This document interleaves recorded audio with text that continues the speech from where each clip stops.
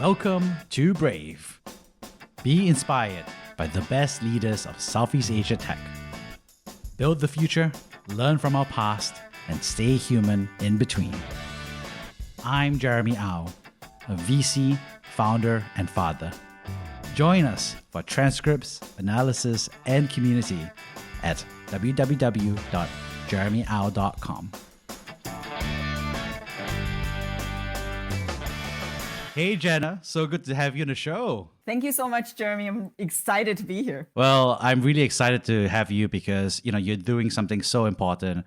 This mission to really help people understand the exposure to environmental toxins and be able to remediate that, right? Which is amazing because you're just giving power back to people to be able to be in control of their own health, right?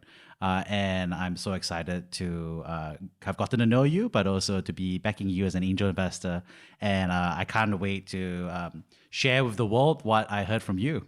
Thank you. Thank you. I'm really glad you're our angel investor. Maybe one day we'll go to Singapore, we'll go to the rest of the world. Oh, yeah, and I'll be hopefully, be back in California and swing by sometime once this pandemic is over. So Jenna, for those who don't know you yet, could you just share a little bit about your professional journey? Yes. So my name is Jenna. I'm the founder and CEO of Million Marker. At Million Marker, we're on a mission to empower people to take control of their environmental exposures and make healthier lifestyle decisions. So together we can build a more sustainable future. The reason I came to build Million Marker was partially because of my professional career as an academic researcher in environmental health. It was through my research I realized that we actually don't have data to allow people to study, to actually study these environmental exposure, and no personalized data to make it actionable for people to know, okay, what is my exposure and how do I mitigate these exposures? Because if you and I have different genes, even if we have the same environmental exposure, same amount of environmental exposure, we would respond very differently, and we just simply don't have data for that. And that was part of the wall that I ran into in my research. The second reason was because my own fertility struggles. I had 4 late-stage miscarriages, and the doctors couldn't figure out what's going on with me. Because I studied this, I knew environmental culprit could lead to infertility, miscarriages, a lot of fertility issues. When I asked the doctor, could I get a test just to make sure that this is not one of the reasons, the doctor was like, no, there's no such test available. We can test our genes left and right today, and we can test for environmental exposures like heavy metal. That's the only thing that we can test. But there's like so many other exposures. You're talking about air quality, you're talking about toxic chemicals. None of these is available. And that's mind-boggling. Why this day and age that we can't even do anything about it. If you test your genes, there's not much you can do about it. But the environment, you can actually do something about it, and there isn't such a test, and there's nothing we can do. So that prompted me to start Million Marker. Thanks for sharing that personal journey. And I think there's 2 parts to it, right? Like you said, one is obviously the coming together of your professional side, understanding that this doesn't exist for consumers, which is a shame, but also that personal journey of being someone who couldn't get access to that in your own fertility journey. So, let's talk about that a little bit, right? So when you think about, fertility and you started that thing where you wanted to get and figure out why, you couldn't, proceed, right? What was it like to get stonewalled, I guess, by the doctor and the medical system to be like, you can't test for this, which is something that you in your professional career could do all the time at a lab, but you couldn't do as a woman and person who wants to be a mother? It was very frustrating. So you'd think human have been procreating for thousands of years, science would have figured out, all the fertility issues, but not really. You get standard tests. Yes, doctor tells you eat well, don't smoke, don't drink alcohol. But there are still so many things we have not figured out. And the doctor kind of just tell you, good luck next time. And there was no diagnoses. Even now that I actually have diagnoses of my conditions, they still couldn't figure out why am I getting these conditions? How can people actually prevent these conditions? If there's another Jenna experiencing this, how can we prevent her from going through what I went through? So it's pretty frustrating that we just like don't have answers. And I also think partially that we don't have answer is that we don't have the data. Now that you can see that precision medicine is advancing, we have big data in medicine, in genetics, in digital health, and then we have all these. But there isn't really a way to integrate these data, and there haven't been enough study to actually, focus on this kind of thing. So how big is a problem for environmental exposure or toxins? How is that intersecting with, fertility/infertility for those who don't understand the science at a high level? So maybe I can backtrack a little bit to tell people what are environmental exposures. So environmental exposures are actually pretty broad. It encompasses ranging from like the food you eat, the air you breathe, the product you use, pretty much everything that you interact with. Those are all your environmental exposures. And environmental toxics is one of the culprits out of all these exposures. And there have been at least 3 decades of study showing that these environmental toxic exposures are actually linked to fertility. You're talking about it increases PCOS, polycystic ovarian syndrome. It impacts that. It also impacts like endometriosis. It could make it worse. Now we've seen besides fertility, we have seen that there's increasing ADHD, autism disorder, spectrum disorder. You see that. And then most recently, Dr. Shauna Swan from Mount Sinai have published a book called Countdown. That's pretty much showing that environmental exposures, particularly these environmental toxic exposures, have led to a decrease in men's sperm count. And it's definitely impacting fertility. And obviously, there's other markers like how it impacts fertility is that if you have higher exposure of these environmental toxics, you would have a higher chance of having miscarriages and having low birth weight, you name it. Yeah. And it's kind of crazy, right? That there is all this, environmental exposure sounds such a nice way of saying like, hey, the stuff around you could be poisoning you, right? And it feels like it's something that is understood, I think, of, mothers who have children, right? I think that parents are very careful these days to be, okay, I don't want to use BPA. I want to, be a little bit safer around the chemicals, organic for kids. But it's also interesting where it kind of feels like, oh, but if it's for adults, it doesn't matter, right? It doesn't matter to me whether I do this or not. I'm invulnerable. It wouldn't happen to me. So it's kind of like dichotomous, right? Like we care so much about protecting our kids from these chemicals, but then we don't really care about it to ourselves and, to our, friends and family. I think this is part of a myth. Well, not exactly a myth. We think everyone should care about it.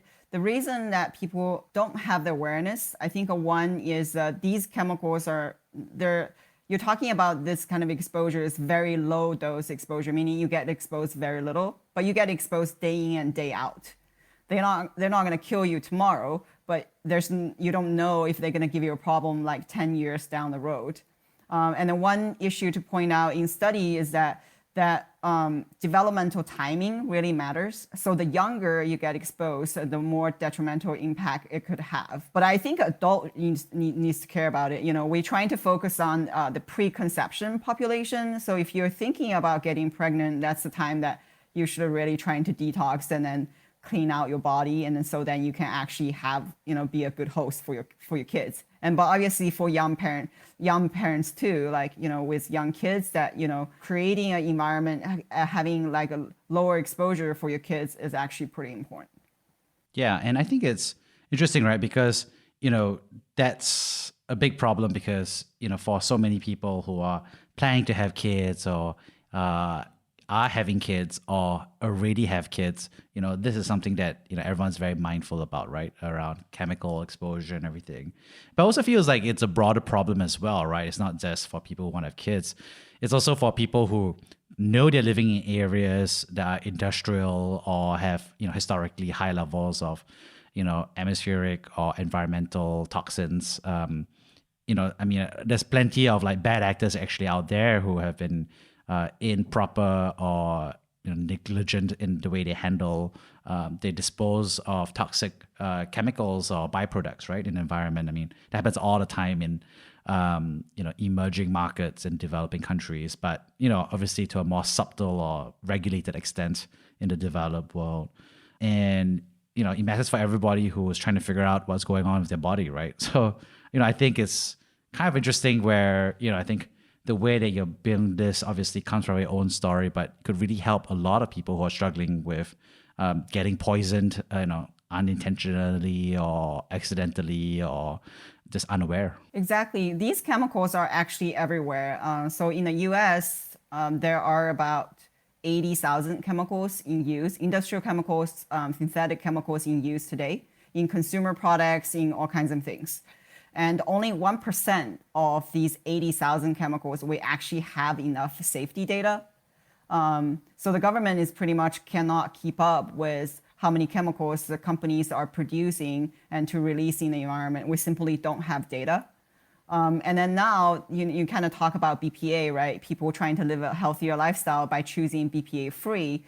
What happens is the industry starts swapping out, since BPA is banned, that industry start using BPS, BPF, and they can make all kinds of combination all the way from BPA to BPZ.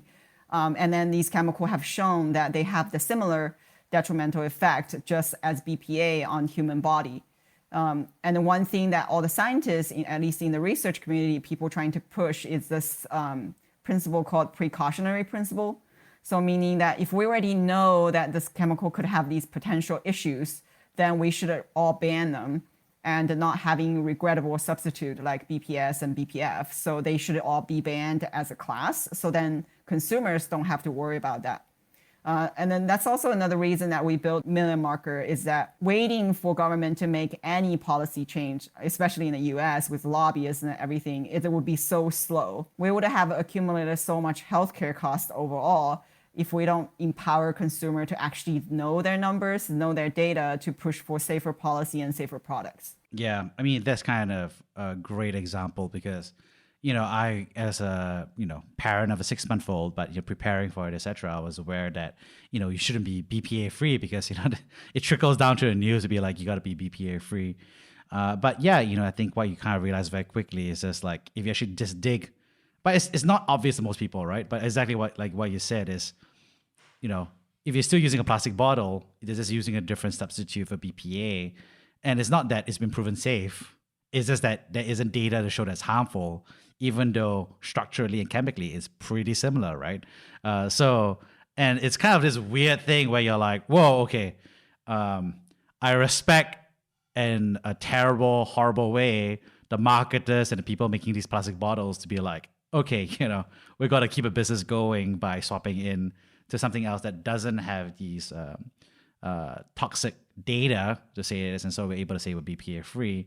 But it's truly horrible because the mass market understanding just doesn't even have that dynamic. And the truth is, if a consumer said to themselves and said, "Hey, I understand this is a BPA substitute that's also harmful or potentially harmful, and I still choose to use it," I think that's at least one bound better.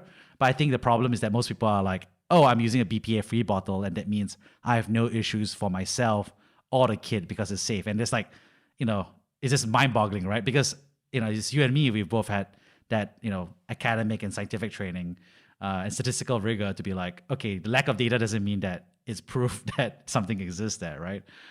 So it's really a big crying shame, honestly. But we're making changes. We're hoping with our service that more people can get to know what their exposures are. So together we can actually push for safer policy.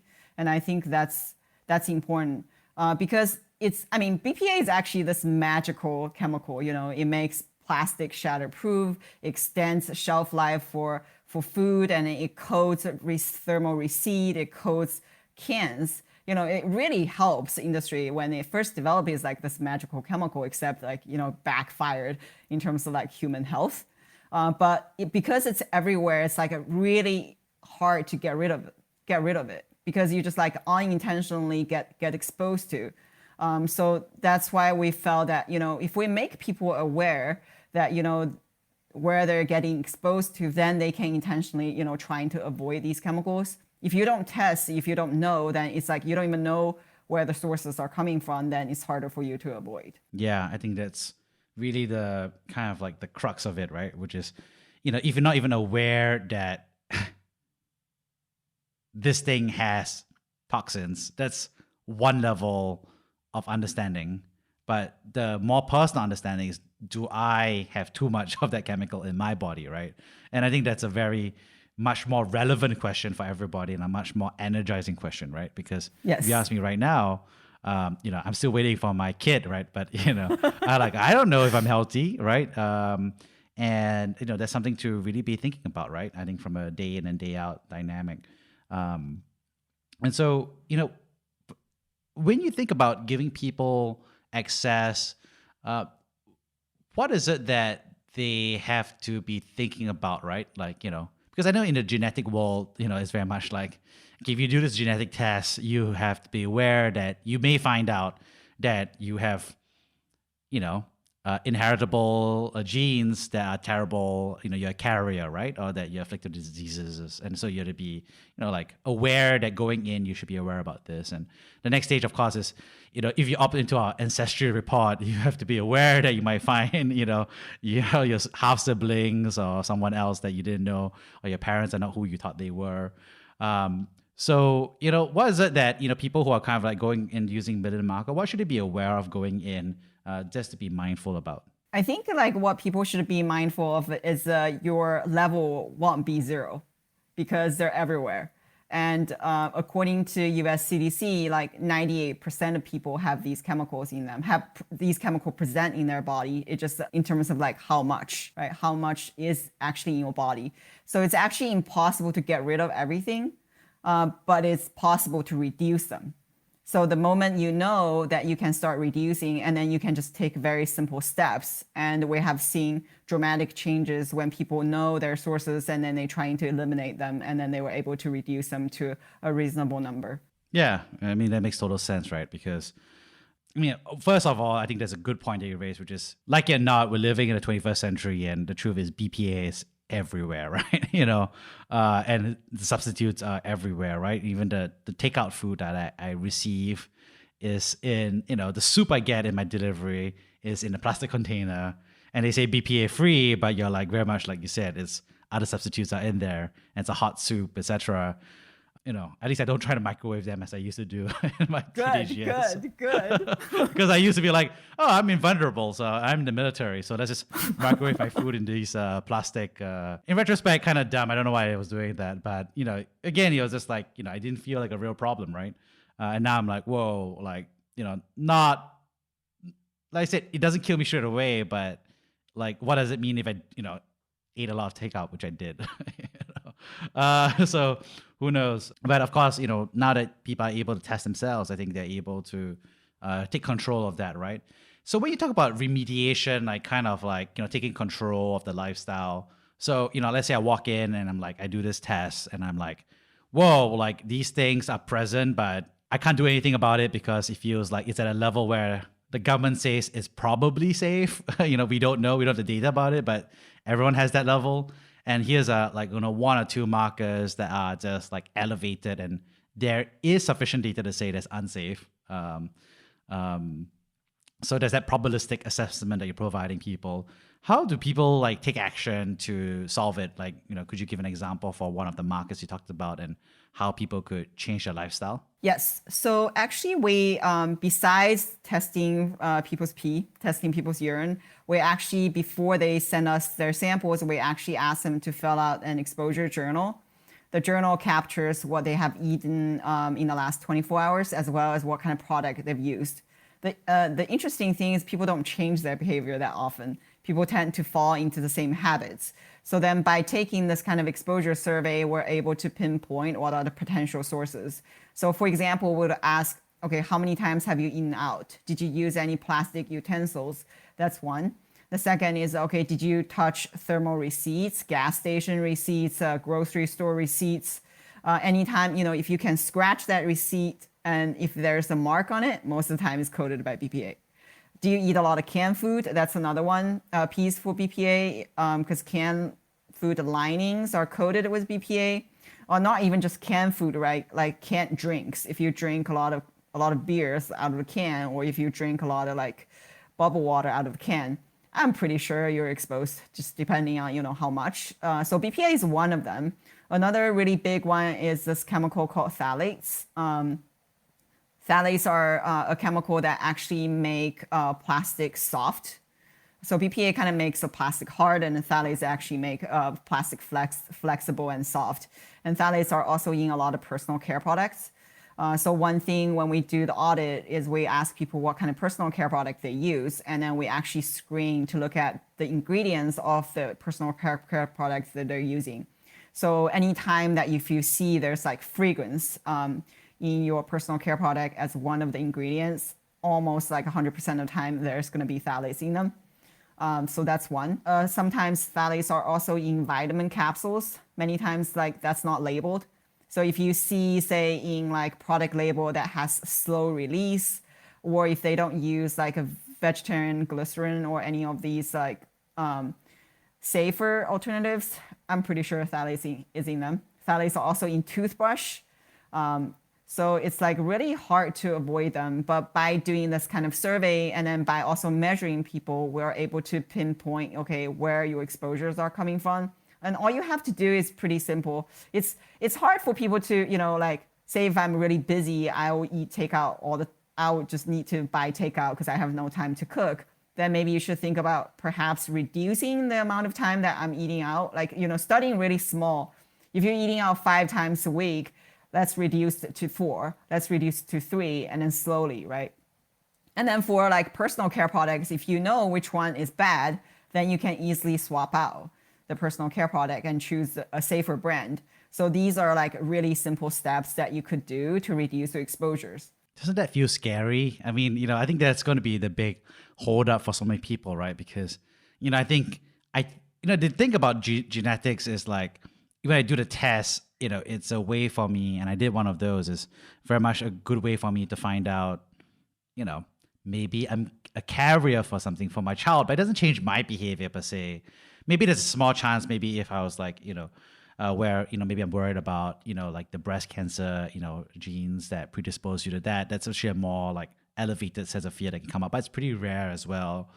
And, it's a more straightforward remediation, right? Which is like, mastectomy or other ways to handle that piece of news.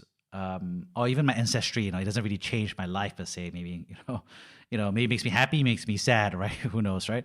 But, when it comes to like this, it's like, I can imagine there's a lot of fear, right? Because, a lot of people are going to do this thing and they're like, well, now I'm doing this log and everything. And as I do this stuff and I do this test, I'm scared, right? Because I'm not just scared about the result, but I'm scared that if the result is negative, then it's like, I'm always like, generally regarded as safe levels of exposure.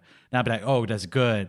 But if I find out that, I have to start changing my lifestyle, I have to stop using my toothbrush the way I'm using it, I can't use my fragrance shampoo that I used for the past 10 years of my life, of Head and Shoulders. I have to, start using wooden cutlery instead of using the takeout, then I'm going to start becoming an organic hipster or hippie, like it feels like, what I mean? That's that fear, right? It's like, I don't want to become, if I do this, take this test, am I going to become a hippie, right? So I don't know. Do you have any thoughts about that? But I think you should think about, I think you actually have to think about the bigger pictures though, right? Like, so in like, before I started Million Marker, I was in public health research. And then in public health, that when you talk about improving population health or improve individual health, you're not just thinking about, when you get sick. You're thinking about prevention, and then you're thinking about quality of life. And I kind of feel that this kind of thing is our kind of test. It's for prevention, right? It's for you having a better quality of life down the road. So I think our goal is not to fear monger people. Like, yes, it's could be really fearful for some people, but our goal is not to trying to scare people, but actually just making people aware and then feel like make people feel empowered rather than scary. But when I first started studying this, I felt like as a researcher, someone studied this, and I'm like, people should be scared, right? But at the same time, it's like, okay, if we actually want to make meaningful changes, and if we want people to have this shift in mindset, we can't just scare people. Scary technique works sometimes, but it doesn't work all the time.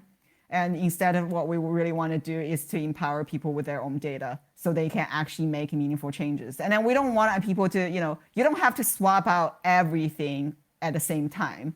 You can do step by step.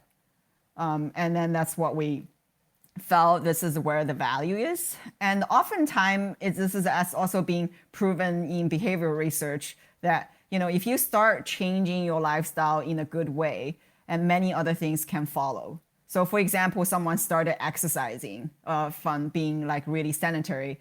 Once they start exercising, all of a sudden they realize, okay, I need to eat better, right? And then now my nutrition is improved.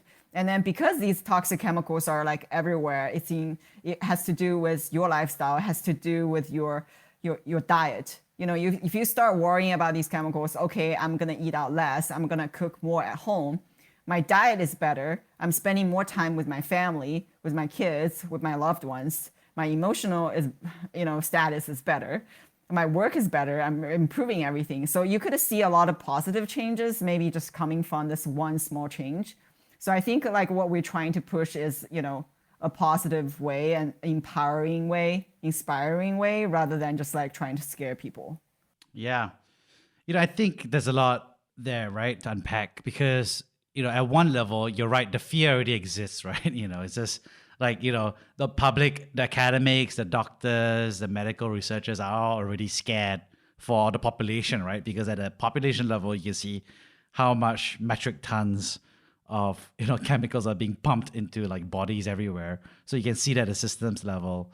And I think most individual humans who are like, aware, kind of like, care about your health, right? Nobody would ever drink mercury today, right? Like if you get, like today, like back in the day, mercury was like considered a magical substance that everybody would touch. And now if you told everybody today, said, touch this mercury, everybody, I would say like who's aware about it would just be like flat out, be like, no, I won't touch it because I know it's poisonous now, right? Just like how we now know like arsenic used to be considered a magical substance. And now everybody is like, whoa, like I don't want to drink or eat or touch anything with arsenic, right? So I think it's just like the fear is a normal biological human impulse, which is when we're aware of it, we don't want it in our bodies. We don't want it to impact our health. Just like why we wouldn't run into a fire or why we wouldn't, throw ourselves off a cliff, right? There's that self-preservation health dynamic that exists, right? Yeah. And I think what I really enjoy about what you're saying is that, I think you're kind of implying is, when people know about this, they're starting to aware that, when people start to become aware that mercury was poisonous, when people started becoming aware that arsenic was poisonous, the fear was always there, right? It's just that now you can actually take action on it, right? Which is the big difference.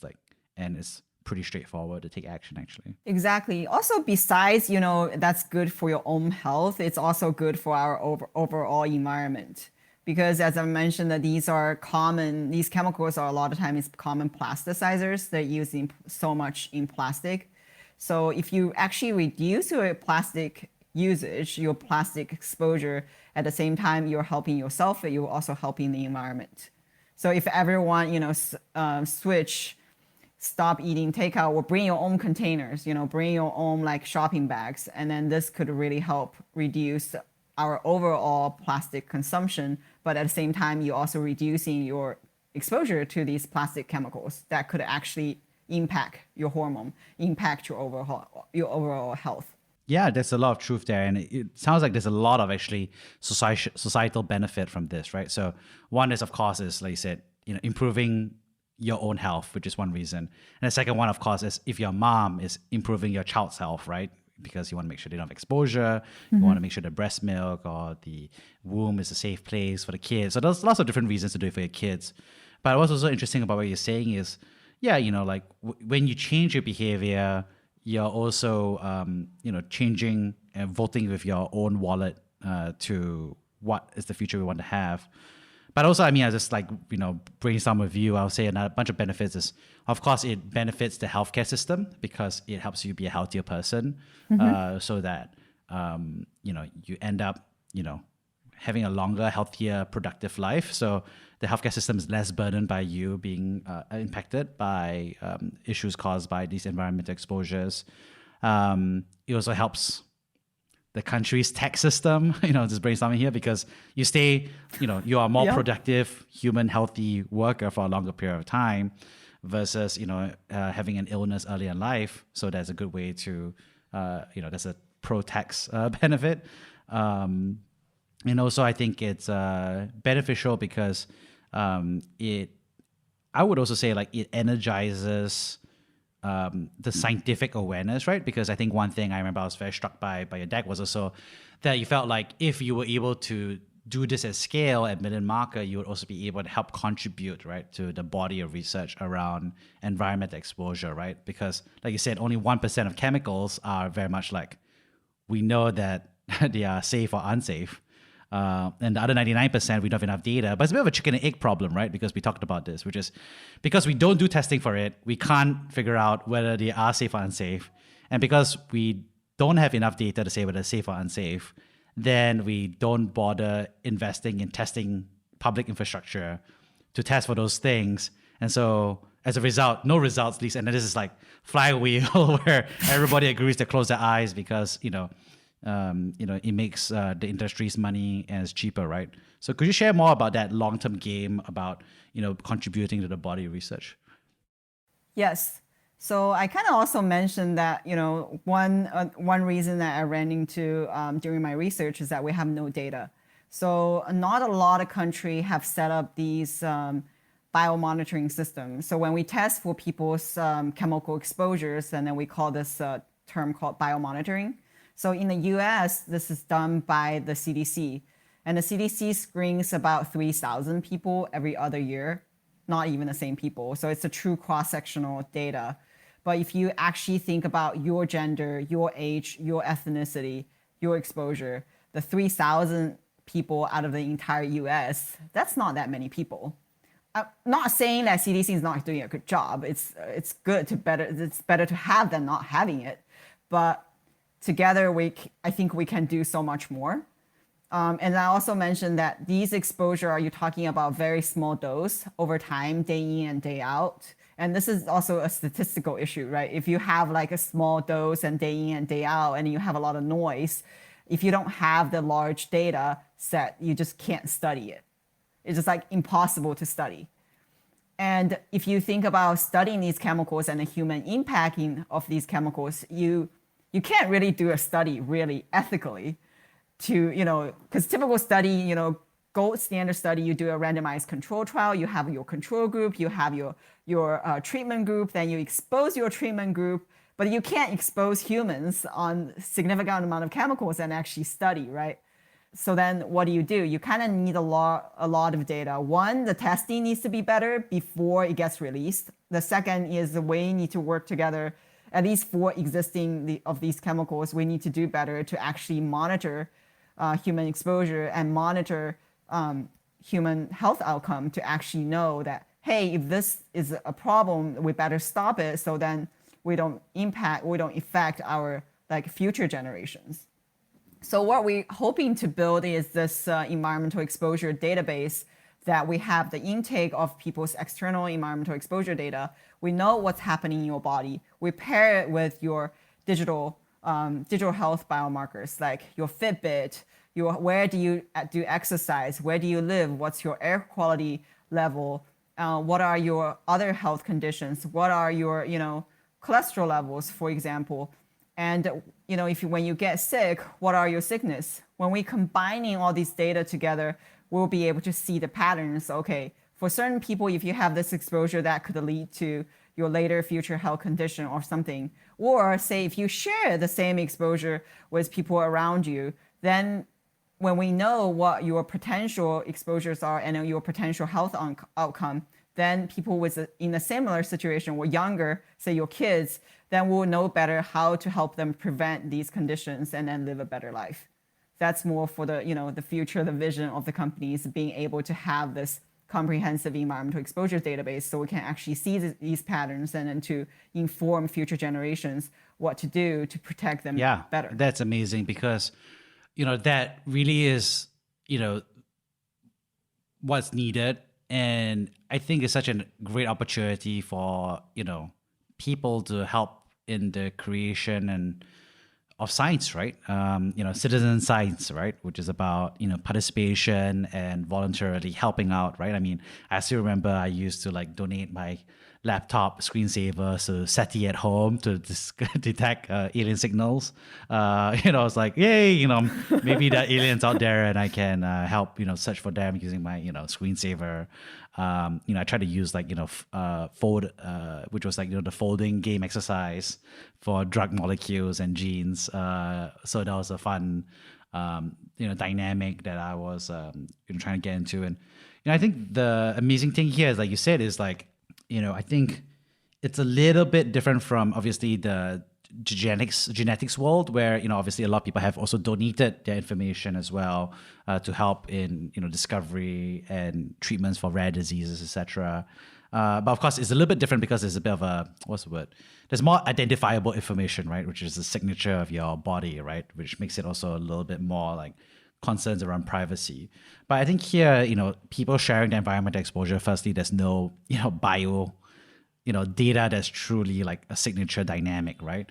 But, if we're able to get, like you said, 3,000 people to just even get there, you already are doubling, right? the amount of samples for us to test what that looks like, right? And you can imagine over time, a passionate community over time that are, not everyone will be comfortable, obviously, but a subset would be say like, hey, I'm doing this regular testing, not just for my own health. I'm just contributing to the greater cause of us trying to figure out which chemicals are actually safe to use and which chemicals are not safe to use. And that's not just helping me, but helping, hundreds of thousands of people and children because, now the government and regulators have the information to act on what they should be in bounds and out of bounds for chemicals. Yeah, I totally agree. And citizen science actually is really, really powerful. And I think also we don't just want people to contribute their data, right? We also want people to benefit.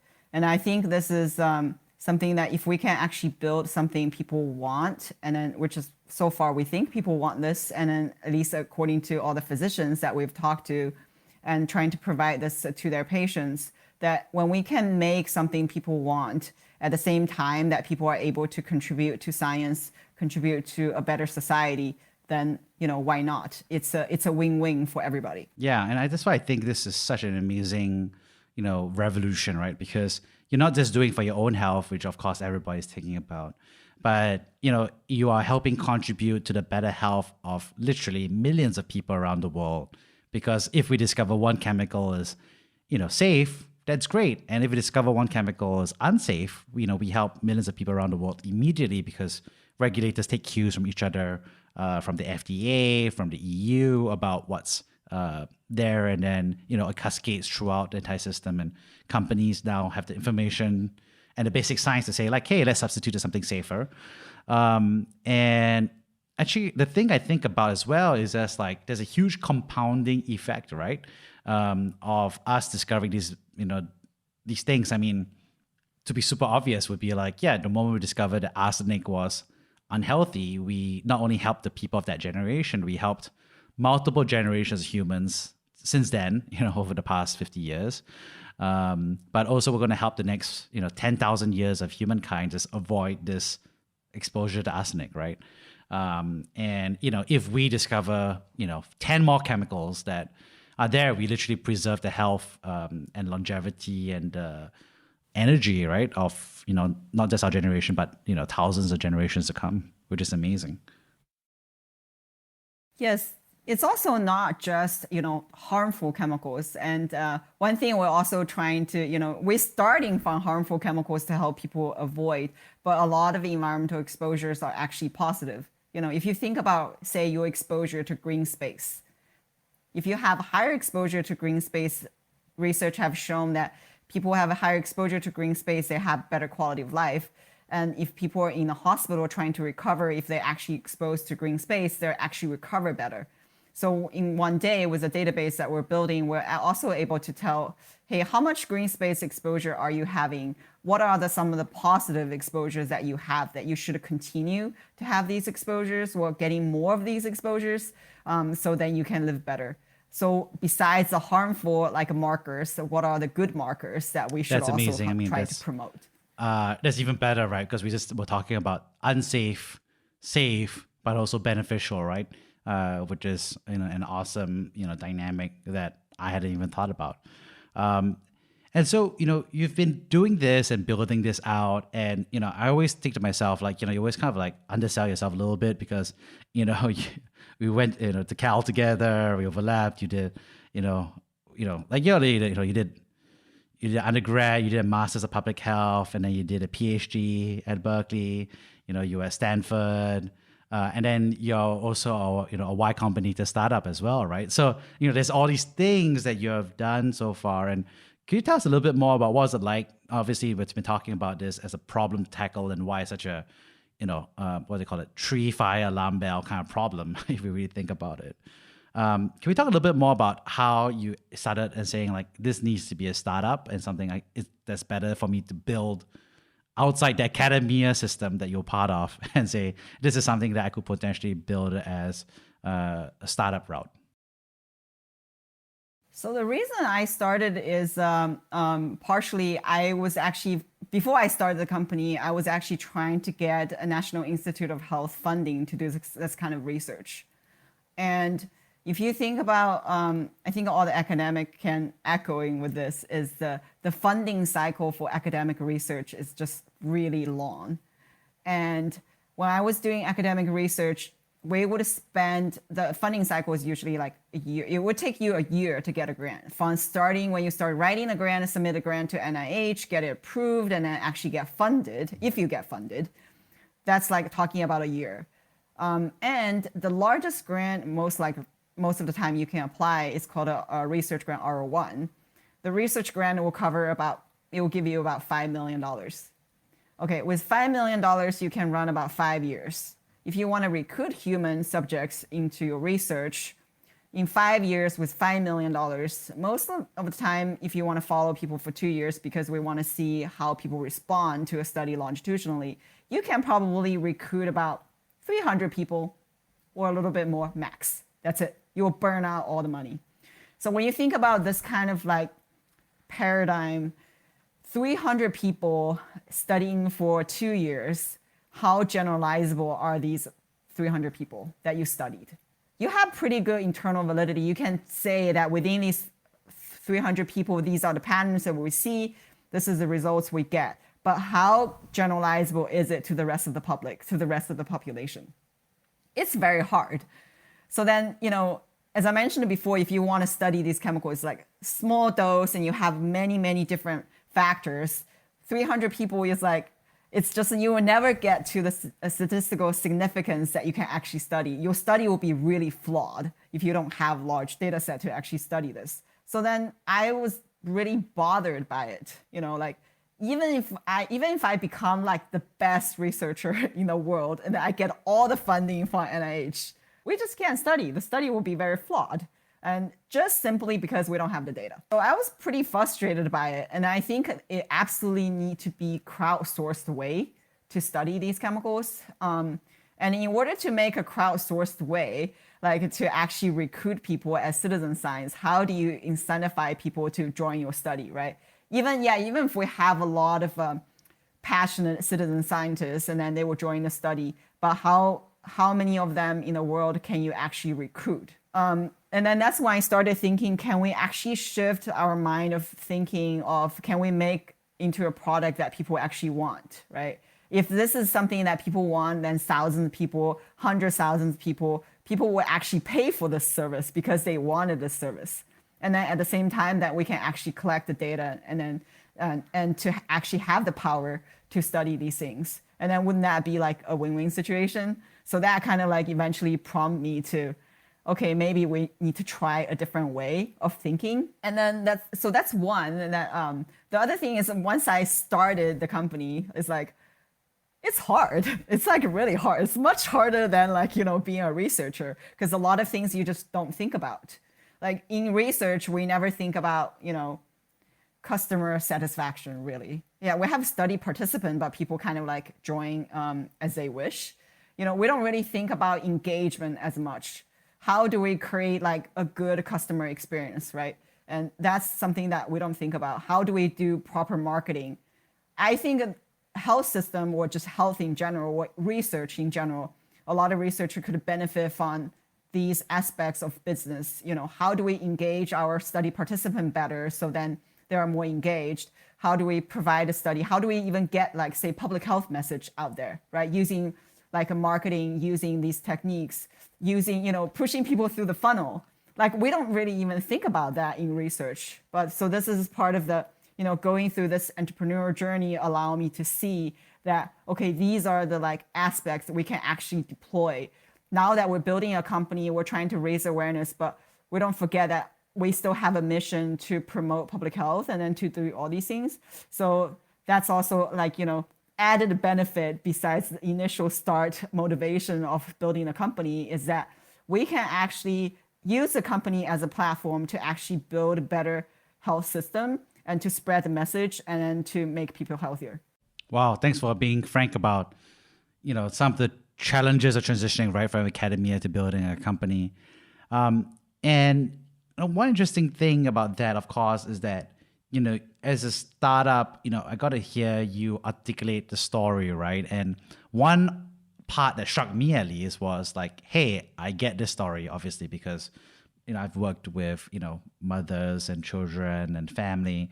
So I kind of get the problem, but I also really appreciated that, the way you pitched me was a very clear story, I think, about what you wanted to do and what would be the impact of the things you do and how you would get there.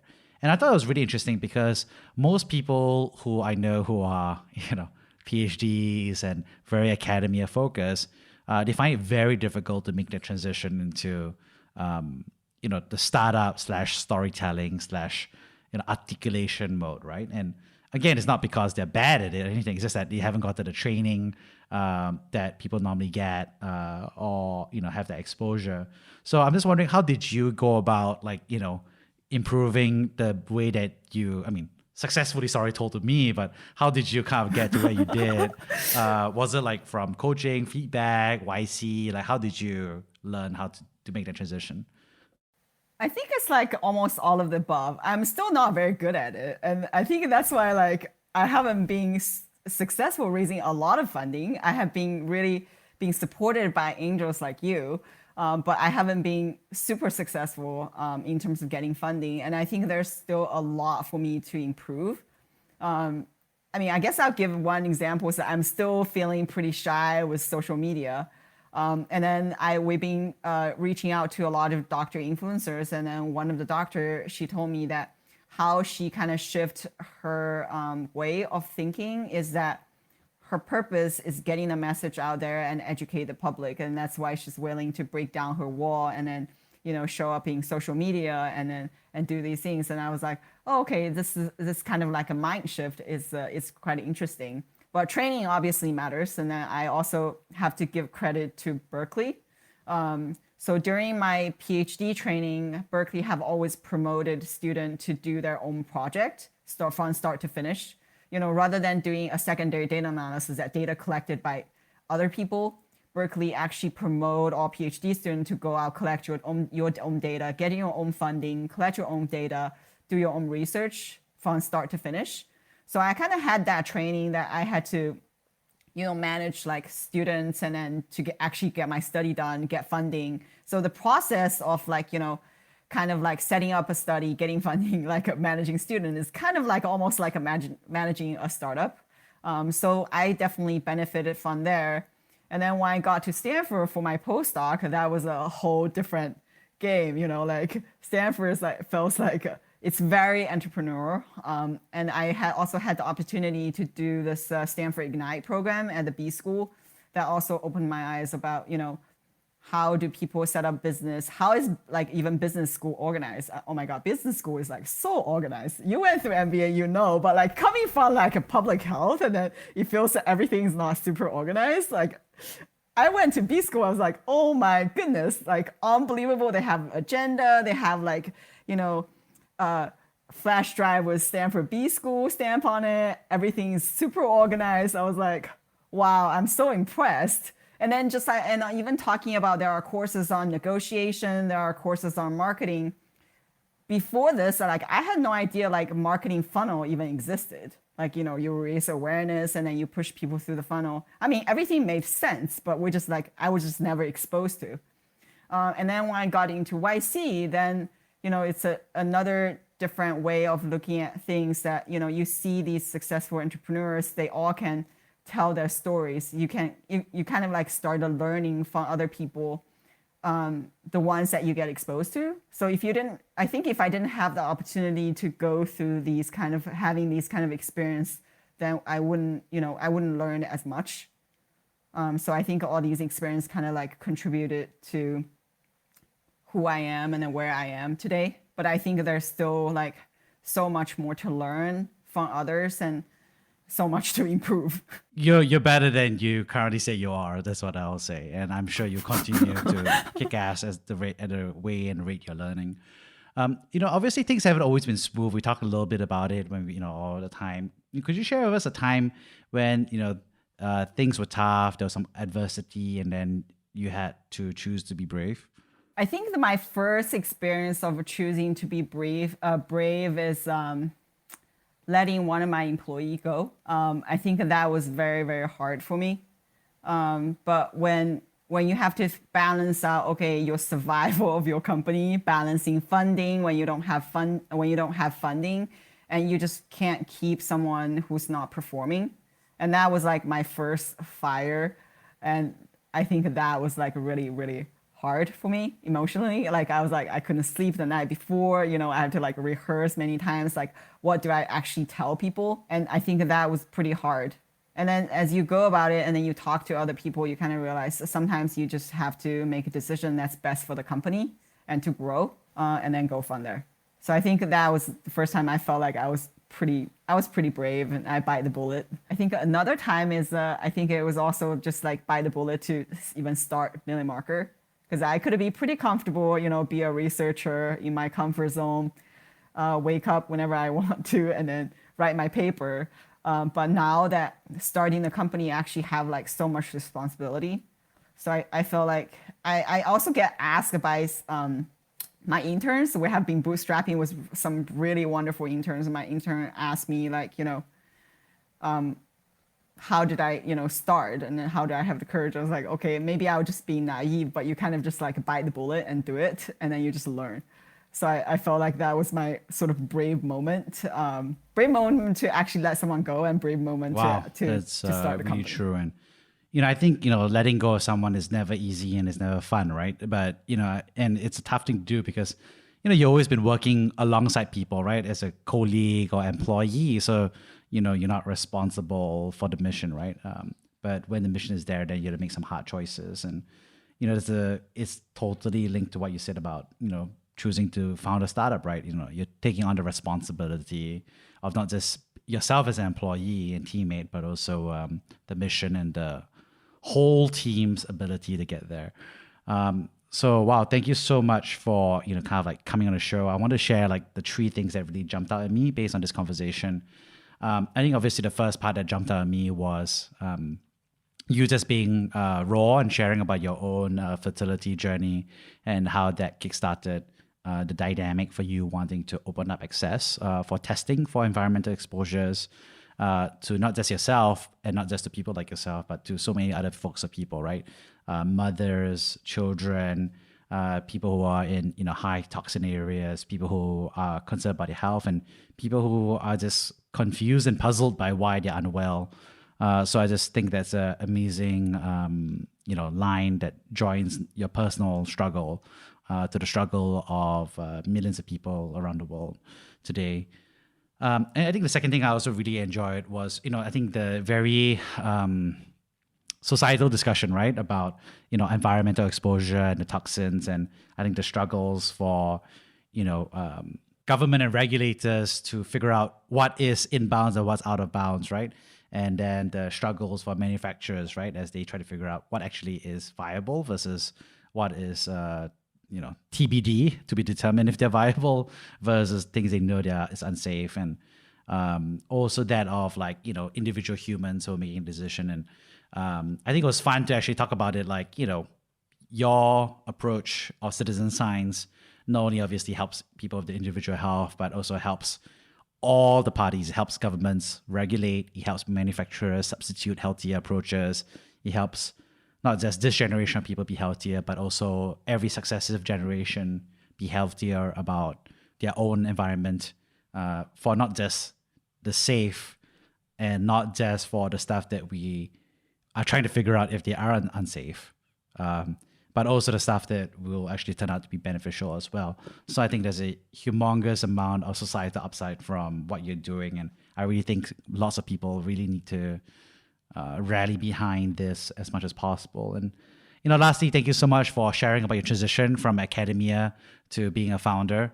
Kind of touched about it in terms of not just being a PhD and frustrations, but also the comfort of a system that takes its time, has very structured budgets that don't really achieve what needs to be done in public health, to where you are being a founder and having to make tough decisions as someone who's not just a steward for your own work, but also for the success of the team to achieve the mission that we talked about.